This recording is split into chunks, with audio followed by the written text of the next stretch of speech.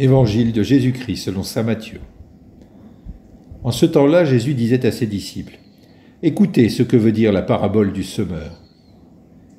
Quand quelqu'un entend la parole du royaume sans la comprendre, le mauvais survient et s'empare de ce qui est semé dans son cœur. Celui-là, c'est le terrain ensemencé au bord du chemin. Celui qui a reçu la semence sur un sol pierreux, c'est celui qui entend la parole et la reçoit aussitôt avec joie. Mais il n'a pas de racine en lui. Il est l'homme d'un moment. Quand vient la détresse ou la persécution à cause de la parole, il trébuche aussitôt. Celui qui a reçu la semence dans les ronces, c'est celui qui entend la parole, mais le souci du monde et la séduction de la richesse étouffent la parole, qui ne donne pas de fruits. Celui qui a reçu la sentence dans la bonne terre, c'est celui qui entend la parole et la comprend. Il porte du fruit, à raison de 100 ou 60 ou 30 pour un.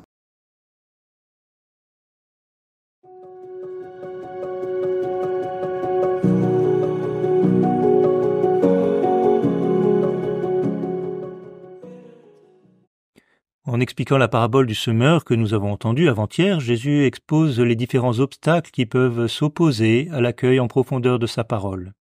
Il en donne 3.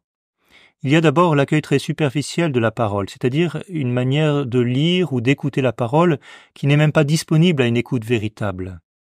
Ne nous est-il jamais arrivé de rendre grâce pour la lecture ou l'évangile entendu, sans être capable de dire de quoi il parlait ? Il y a ensuite le risque de l'inconstance. Je me suis laissé toucher par une parole, mais un instant après je l'ai oubliée et je suis passé à autre chose. Le fait d'écrire dans un carnet la parole reçue peut nous aider à dépasser ce risque. Il y a enfin tous les soucis du monde et les séductions des richesses, ces innombrables distractions qui nous encombrent et dont notre vie est pleine et qui, malheureusement, ne laissent pas de place à la parole. Nous pourrions aujourd'hui identifier l'une de ces 3 tentations et tâcher de mettre en place les moyens adéquats pour y résister et véritablement accueillir la parole de Dieu en profondeur.